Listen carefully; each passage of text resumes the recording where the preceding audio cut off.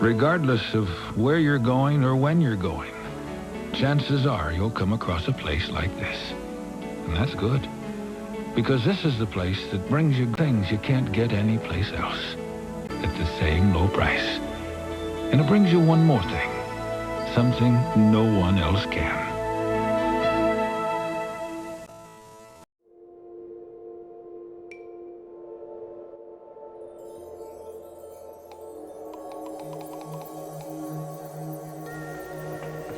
Say you find yourself in an angry situation, somebody insults you or something. Here's a technique I think works every time. You turn and you walk away. Guess what? You won the fight. Because a guy who uses his head first has more guts than any guy who uses his fist. Peace. We need to show the criminal element that we're united, not that we're afraid. See, going in your house and being quiet, that's fear. Coming together, that shows that we're tied. That shows that we are united. Why are we afraid to come together? You know, I'm not saying come have dinner with me. I'm just saying stand with me on the things that are affecting your neighborhood and mine. We need to show the criminal element that we're united, not that we're afraid.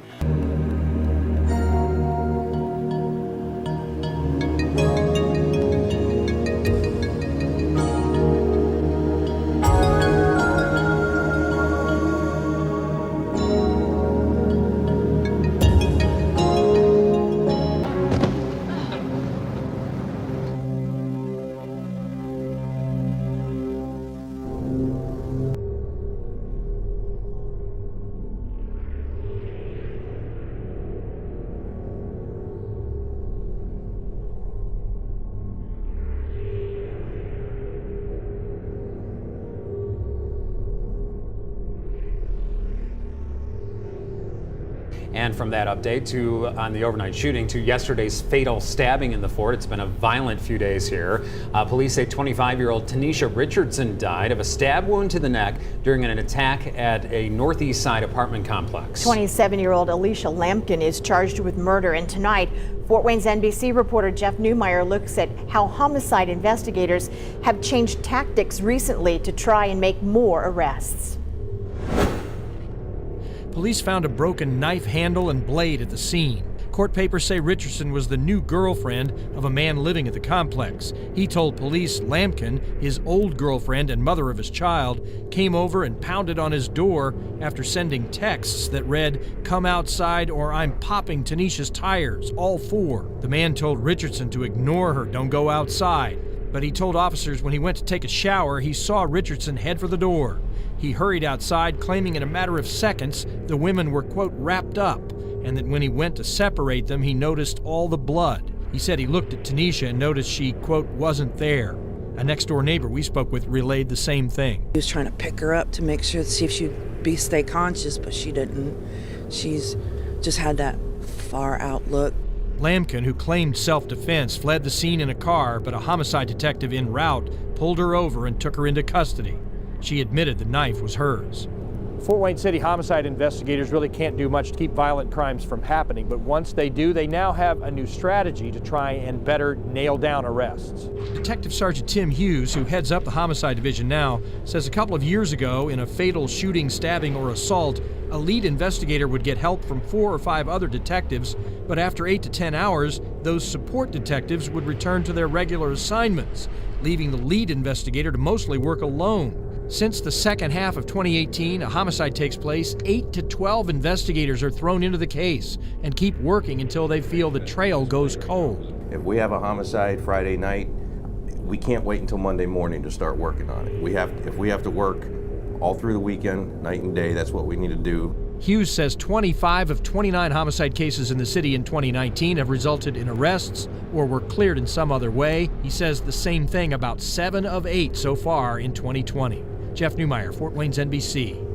And Detective Sergeant Hughes says with a more intense commitment of resources to homicide cases, officers are looking out for each other, sometimes escorting fellow officers home to get some sleep when the work becomes exhausting.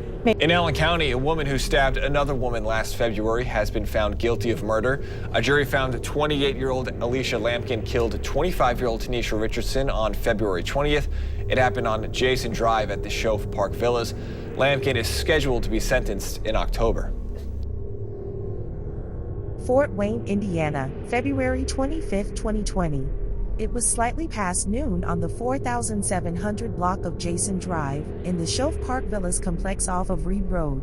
It was a typical day in the serene setting of tree-lined streets and manicured lawns. This fragile surface of tranquility would soon be shattered by a senseless act of violence. 25-year-old Alisha Lampkin was grappling with her simmering emotions of bitterness and envy as she watched her former flame Darren Miller embrace a new chapter in his life with another woman, Tonisha T. Richardson. On that fateful day, as the sun cast its golden rays upon the unsuspecting complex, the air crackled with tension, and the impending turmoil would leave one of the women stabbed and mortally wounded. Tonisha found herself in a relationship with a man who had a child with a dangerous woman and would tragically meet an early demise at only 25 years old. She was thrust into the heart of the storm, a pawn in a game of emotions she never signed up to play. Tonisha was standing at the center, oblivious to the peril that threatened to engulf her. Officers responded to an unknown problem at the apartment complex, and when they arrived they found a woman on the ground.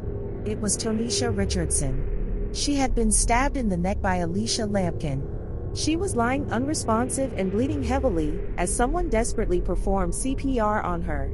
Paramedics took her to a local hospital, but there was nothing they could do. She passed away from the stab wound to her neck. Richardson's death was ruled a homicide. At the scene of the fatal stabbing, police found a broken knife handle and a blade. Richardson's boyfriend, and Lampkin's ex and baby's father, Darren Miller, was at the scene of the crime when police arrived and told them that his baby mama, identified as Lampkin, was the person who stabbed Richardson. Lampkin was taken into the police station to be interviewed by investigators. A probable cause affidavit described Lampkin as telling the police that she went to the home and knocked on the door, and this is when Richardson came outside and the two started to fight. Lampkin said it was Richardson who had a knife, and she was attempting to slash her tires. Lampkin claimed she left the premises after the fight ended. However, this story she provided to authorities was a lie. She also told police officers that Tonisha Richardson hit her in the face several times, unprovoked, and they subsequently were fighting until they were separated by Miller. Lampkin claimed at this point Richardson tried to slash her tires with a knife before Lampkin left in her vehicle, which really makes no sense at all. It wasn't until investigators confronted Lampkin with her text messages to Miller that she decided to switch up her story. This is when she admitted that the knife used in the murder was hers. She then told police that Richardson came out of the home, quote-unquote, ready to fight. Lampkin stated that she, quote-unquote, got scared when Richardson confronted her and was about to hit her, so she stabbed her. Richardson's boyfriend Darren Miller told police that Lampkin had arrived at the home around noontime that day, and soon after that she sent a text saying, quote-unquote, come outside or I'm popping her tires. All four. Miller, perhaps well aware of Lampkin's hot temper or violent tendencies after having been in a relationship and having a child with her, warned Richardson not to go outside and to just ignore her. When you look at photographs of the killer and the victim, one can't help but instantly notice the resemblance between the two. Darren Miller certainly has a type. About 3 weeks later, on or around February 14, 2020, Lampkin sent a message to Tonisha Richardson's father, asking him to tell Richardson to not post pictures of her child on social media. She also said, quote-unquote, Richardson can continue to be who my son's dad is playing with for now, but my son is to be left out of the BS and off of her media. Please and thanks. Richardson's father told his daughter and her boyfriend Miller about Lampkin's message. There was no easing the tension between Lampkin and Richardson. The women continued beefing, arguing back and forth through several different messaging apps. On the morning of February 25th, Darren Miller came back to his apartment after getting off work earlier that morning and had visited Lampkin to discuss their son's upcoming birthday.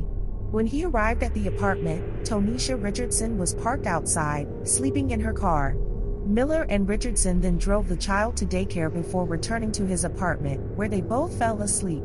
As Miller and Richardson slept, it was later in the morning when they were awakened from their sleep by someone knocking on a window. This wasn't 1, 2, or 3 knocks. Miller said that the knocking continued on for several minutes. Miller decided he should have a look outside to see who it was, and that's when he saw her. It was the woman he was just with only hours before. Earlier that morning, it was the mother of his child, Alisha Lampkin. Richardson was bothered by what was happening and wanted to go confront her, but Miller stopped Richardson from going and tried his best to calm her down, telling her to ignore Lampkin. But the woman was difficult to ignore, obviously furious and causing a disturbance. Like something out of a horror movie, Lampkin persisted with knocking on the window and the front door for 20 to 30 minutes before going back to her car and sending text messages to Miller. She repeatedly demanded that he come outside, but he refused to go. This is when Lampkin texted that she would pop all 4 of Richardson's tires if he did not come out. Lampkin also sent a message to Sabrina Hart, who was Tonisha's friend and Lampkin's acquaintance. Reportedly, Lampkin would periodically communicate with Hart after Richardson and Miller had started their relationship. In this message, Lampkin asked Hart to send her Richardson's phone number. Hart said that Lampkin wrote in the message that she wanted Tonisha to come outside, and she told her to tell her friend to come out, and if she refused to, then she would slash the tires on her vehicle. Hart communicated with Richardson and subsequently provided Lampkin Richardson's number, telling her quote-unquote, "I hope you're not about to fight over a guy." Seemingly, Miller was able to convince Richardson for the time being that staying in the apartment was the best course of action. Lampkin remained in her car as the couple stayed in the residence. Miller thought that Richardson seemed calm and would stay inside, so he left her alone and went to take a shower. It was not long after he walked into the bathroom when he heard the sound of the front door opening. Fearing that Richardson, who he knew to be unarmed, was going out to confront Lampkin, he quickly got dressed and ran outside. Perhaps if he would have left seconds earlier, maybe he could have separated them before they were face to face. But fate's cruel hand had other plans. Miller was too late to stop them. When he got outside, he saw Richardson and Lampkin in a physical struggle next to a car in front of the apartment, and this is when he separated them. Lampkin fell to the ground, and Richardson picked up something off the ground that Miller did not immediately identify. With this object in hand, she moved to the other side of the car.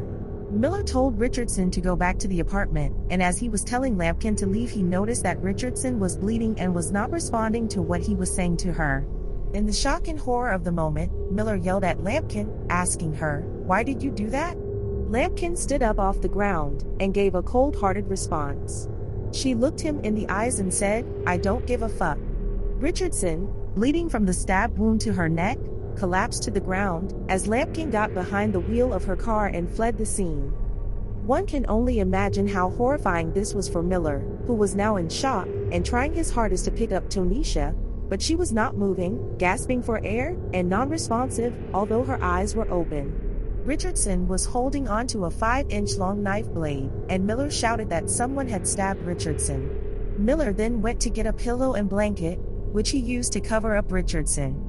One of Miller's neighbors called 911. Several officers and emergency medical personnel arrived on the scene of the brutal stabbing, and one of the officers discovered the blade's knife handle laying on the sidewalk. Another police officer talked to Miller, who was distraught over the tragic aftermath of the violent altercation. The officer later stated that Miller had informed him that his baby mama had done it. Miller told him that her name was Alisha Lampkin. Richardson was taken to the hospital, but it was nothing they could do to save her. Tonisha Richardson was pronounced dead at the young age of 25 years old. The medical examiner's autopsy revealed that she died by homicide caused by stab wound that was 2 inches deep, which entered the front of her neck at the base, causing catastrophic damage, severing several of her veins. The stab wound was inflicted with such force that it also punctured Richardson's chest wall and perforated a lung. The medical examiner believed that Richardson passed away only minutes after Lampkin stabbed her. Police officers found Lampkin after the stabbing and questioned her for several hours. During the interview, she first stated that she went to Miller's apartment so that they could prepare his tax documents together, but Richardson answered the door. Lampkin also claimed that she did not know Richardson and had no idea that Richardson was at the apartment until she opened the door. She told numerous lies to the police that she would soon recant, such as alleging that Richardson hit her in the face several times unprovoked and denying having brought a knife. She would not tell the truth until shown her text messages with Miller. She now admitted that she knew who Richardson was, admitted to previously arguing with her through text and social media messages, and admitted she was fully aware that Richardson was at Miller's apartment on the day that she stabbed her. Lampkin further explained how she had taken the knife out of her kitchen and brought it with her to Miller's home. She also confessed that she had stabbed Richardson one time after being punched. When the police officer asked Lampkin if Richardson had a weapon on her at the time of the stabbing, she told him, quote unquote, "No, not that I know of." Lampkin also clarified how Richardson wound up with the knife blade in her hand. She stated that she had dropped the knife to the ground after stabbing Richardson, and then the victim picked it up when Miller separated them. An investigator who responded to the crime scene found a knife blade on the ground near the back of a car, and the handle of the knife on the sidewalk close to the front of the same car. The knife's handle had a plastic zip tie attached to it. Blood spots were also found on the hood of the car, and on the pavement between the sidewalk and the car. A search warrant was issued to enter Lampkin's home, where officers found several knives that had handles very similar to the knife handle discovered at the scene of the crime. One of the knives found at Lampkin's home also had a zip tie on the handle. The knife blade and handle, as well as both women's clothing, were tested for DNA. The results proved that Richardson's DNA was on the blade, and Lampkin's DNA was on the handle. It was March 6, 4 days after Lampkin was charged with murder and arrested. She was incarcerated until trial. In the jail, she managed to get her hands on a tablet that was provided by jail officials, and used the tablet to send a message to her friend. In the message, Lampkin said, "Pissed that I have to miss my child's B-Day all because a stupid bitch decided to commit by running up on me."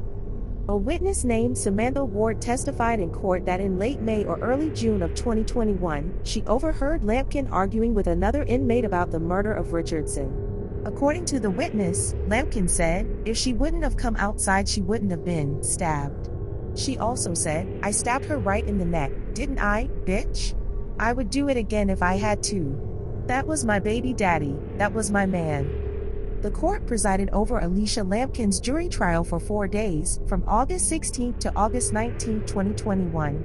The jury found Lampkin guilty as charged, and the court imposed a lengthy sentence of 60 years in prison, with credit for 591 days that she had served in jail. She was also ordered to pay just under $8,500 to Tonisha Richardson's family. Lampkin, who was 28 years old when she was found guilty of murder, will have several decades to sit and think about the irreversible destruction that she caused, and how things would have turned out differently if she never would have showed up at Garen Miller's house on that February afternoon. In the wake of the trial, Tonisha's absence lingered, the painful reality her family and friends are forced to grapple with. In the quiet solitude of their grief, the bitter truth of her untimely demise, a stark reminder of the fragility of human life in an uncertain world plagued by violence.